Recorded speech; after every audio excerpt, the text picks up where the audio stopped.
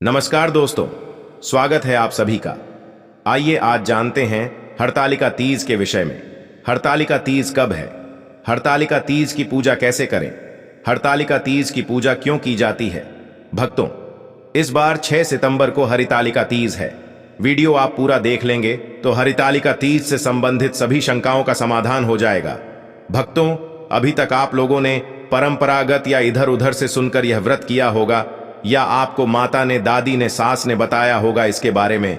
लेकिन हम इस वीडियो के माध्यम से शास्त्रों की नई नई बातें भी बताएंगे, जिससे आपको सब कुछ स्पष्ट हो जाएगा। और जो पहली बार इस तीज का व्रत करना चाहती हैं, वह माताएं, बहनें, उनको यह वीडियो बड़े ही सहायक सिद्ध होगी।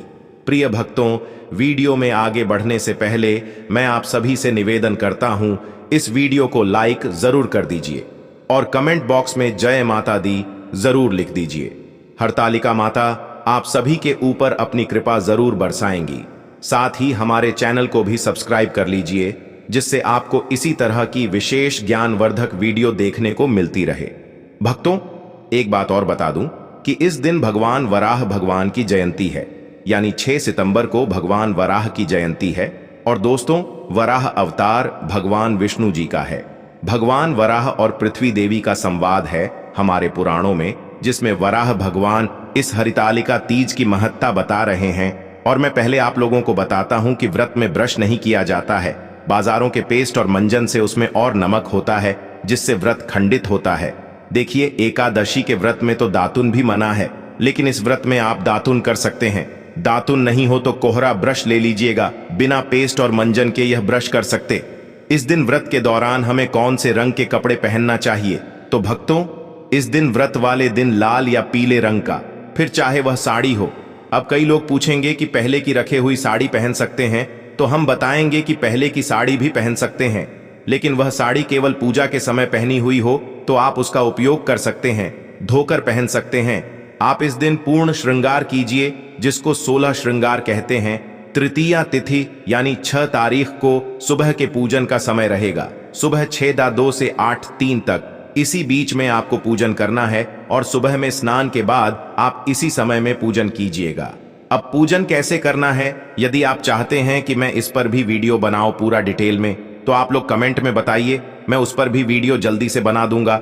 लेकिन मुझे कमेंट में बताइए यह वीडियो बनाना है या नहीं। ध्यान रहे कि पूजन की शुरुआत में आप हाथ में अक्षत पुष्प और जल लेकर संकल्प कर लेना है कि मैं इस हरितालिका तीज का व्रत कर रहे हैं। हे भगवान, अब बल देना, हमें सफलता देना। सुबह ही पूजन के समय आप व्रत कथा सुन लीजिएगा। हाथ में अक्षत पुष्प और कुछ दक्षिणा लेकर व्रत कथा सुनने के बाद आप हाथ में लिए हुए द्रव्य को भगवान के आगे समर्पित कर देना। अब अगला दुविधादायक प्रश्न है कि कई लोग कहते हैं कि मिट्टी का शिव परिवार बनाकर पूजन करना होता है, लेकिन शहरों में रहने वाले लोग कैसे और कहां से मिट्टी का जुगाड़ करें? तो भक्तों, अब मेरी बात पर आप लोग ध्यान दीजिएगा, इसका हल भी है। देखिए, जब माता पार्वती जी का विवाह विष्णु जी से तय होना था, तब सखियों ने उनका हरण कर लिया और पार्वती जी गुफा में मिट्टी और रे के शिवलिंग बनाकर पूजन करती थी। यह परंपरा तभी से चली आ रही है, लेकिन आज के युग में हमारे पास फोटो की सुविधा है। जो लोग मिट्टी का पार्थिव शिव परिवार बना सकते हैं, वे लोग तो बनाए बहुत उत्तम है, लेकिन जिनके पास सुविधाएं नहीं है, वे लोग केवल शिव परिवार का एक फोटो ले लेना और उसी पर पूजन कर लेना। या किसी के पास धातु की मूर्ति हो, मेटल की मूर्ति हो, तो उस पर भी आप लोग पूजन कर सकते हैं। मिट्टी का शिव परिवार पूजन कंप्लीट होने के बाद नदी या तालाब में विसर्जन किया जाता है। लेकिन जो लोग फोटो यूज कर रहे हैं पूजा के लिए, लास्ट में जब विसर्जन किया जाता है, उस समय केवल फोटो को आप अपने स्थान से खिसका देना, तो भी भगवान का विसर्जन माना जाएगा। या तो किसी ने कोई मेटल की मूर्ति रखी हुई है, उस पर पूजन किया, तो वे भी ऐसे ही पूजन करके मूर्ति को अपने स्थान से खिसका देना, तो इससे विसर्जन मान्य हो जाता है। भक्तों, फोटो को या मेटल की मूर्ति को ले जाकर पानी में डालकर आना। विसर्जन केवल मिट्टी की मूर्ति का होगा। भक्तों, आपका अगला प्रश्न आता है कि एक बार व्रत उठा लिया तो क्या हर बार करना चाहिए? देखिए, यह सब सुनकर कई बहनें तो व्रत करते भी नहीं। हम कहेंगे कि यदि आप हर बार कर सकती हैं तो व्रत आप अवश्य कीजिए। जब तक आपसे संभव हो तब तक आप यह व्रत कीजिए। अब कई लोग हैं ना आपको डराते हुए मिलेंगे। एक बार व्रत कथा उठा लिया तो जीवन भर करना पड़ेगा, नहीं तो आपका यह हो जाएगा, वह हो जाएगा। जैसे बोलते हैं तो भक्तों उनसे पूछना कि कौन से शास्त्र में लिखा है और मुझे भी भेज देना। शिवजी और माता गौरा हमारी मां है। शिवजी पिता भी लोग बुरा चाहकर भी नहीं कर सकते हैं, और वे बुरा क्यों चाहेंगे। भक्तों, इस व्रत के कुछ जरूरी नियम होते हैं जिनके तहत कुछ खास सामग्री का होना जरूरी होता है। इनके बिना पूजा अधूरी रह जाती है। क्या है वह सामग्री, आइए जानते हैं। आपको चाहिए सूखा नारियल कलश, बेलपत्र शम्मी का पत्ता, केले का पत्ता, धतूरे का फूल, घी, शहद, गुलाल, चंदन, कलाबा, इत्र, 5 फल सुपारी, अक्षत, धूप, दीप, कपूर, गंगा जल, दुर्वा आदि। हड़ताली का तीज पर सुहाग सामग्री का बड़ा महत्व है।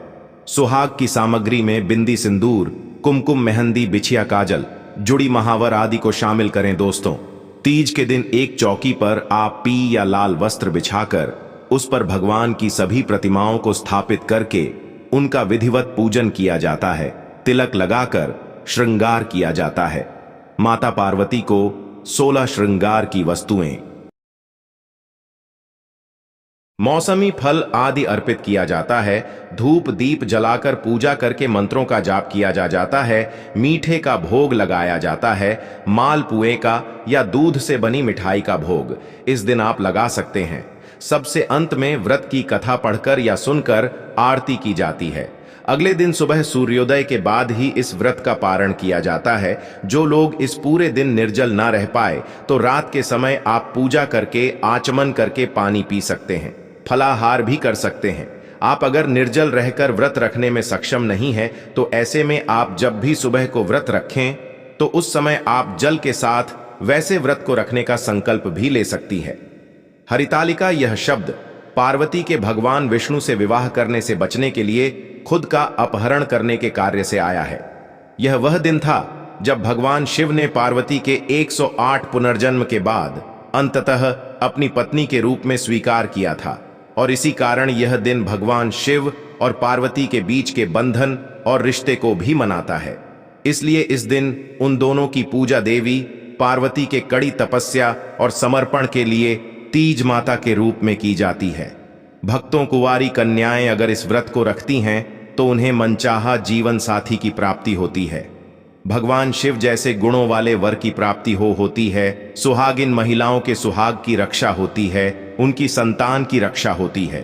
कहते हैं कि जिन लोगों के विवाह में बाधा आ रही हो उन्हें हरितालिका तीज के दिन पार्थिव शिवलिंग बनाकर 21 बेलपत्र अर्पित करके पार्थिव शिवलिंग की कम से कम 3 बार परिक्रमा करनी चाहिए। फिर नमः शिवाय मंत्र का 108 बार जाप करना चाहिए। भगवान शिव और देवी पार्वती का गठबंधन करना चाहिए। वर और वधू की तरह आप माता पार्वती और भगवान शिव के बीच में चुनरी बांधकर गठबंधन कर सकते हैं, जिसमें 3 गांठें लगाई जाती हैं। आप कलावे से भी गठबंधन कर सकते हैं। गठबंधन करने के साथ ही आप माता पार्वती को श्रृंगार की सामग्री अर्पित करें, कोई फल या मिठाई अर्पित करें और अपनी मनोकामना की पूर्ति के लिए प्रार्थना करें। ओम नमः शिवाय मंत्र का 108 बार जप करने से जिन लोगों के विवाह में बाधा आ रही है उनका विवाह भी शीघ्र हो जाता है, वैवाहिक जीवन भी सुखद होता है। हरितालिका तीज व्रत सफल संपूर्ण तरीके से करने के लिए कुछ जरूरी नियमों के बारे में जान लेना आवश्यक होता है। अगर आप यह व्रत पहली बार रख रही हैं तो यह बातें आपको जरूर जाननी चाहिए। लेकिन दोस्तों, उससे पहले आपसे रिक्वेस्ट करते हैं कि वीडियो को लाइक जरूर करिएगा, दोस्तों को शेयर कर दीजिएगा, और अगर आपने अभी तक चैनल को सब्सक्राइब नहीं किया है तो चैनल को सब्सक्राइब करके बेल आइकन जरूर दबाइए। दोस्तों, हरितालिका तीज का व्रत बिल्कुल करवा चौथ के व्रत की तरह ही किया जाता है। यह व्रत निराहार और निर्जल रखा जाता है। इस व्रत में सुबह के समय सरगी खाई जाती है। अगर आप इस दिन व्रत नहीं भी रखते हैं तो भी शिव पार्वती की पूजा अवश्य करें। इस व्रत में किसी भी प्रकार से अन्न और जल ग्रहण नहीं किया जाता है। अगले दिन सुबह पूजा के बाद जल पीकर व्रत खोलने का विधान है, लेकिन भारत के कुछ क्षेत्रों में व्रत खत्म होते ही जल ग्रहण करने की भी मान्यता है। कहा जाता है कि जिस तरह का पदार्थ इस दिन ग्रहण कर लिया जाता है उस पदार्थ की प्रकृति के अनुसार का अगला जन्म उस अनुरूप योनि में होता है। तो अगर आप धूम्रपान या नशीले पदार्थों का सेवन करते हैं तो व्रत के दौरान यह सब करने से बचे।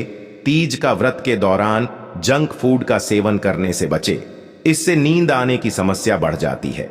व्रत में मांसाहार का सेवन करने की सख्त मनाही होती है। मांसाहार से जीव हत्या होती है, जिससे व्रत खंडित होता है। व्रत में प्याज और लहसुन जैसे दुर्गंध देने वाली चीजों का सेवन करने से भी बचे। हरितालिका व्रत के दौरान महिलाएं पूरे दिन ना सोए और रात्रि में भी एक साथ मिलकर यथासंभव रात्रि जागरण करें। जागरण कर मिट्टी के बने शिवलिंग की प्रहर अनुसार पूजा करनी होती है।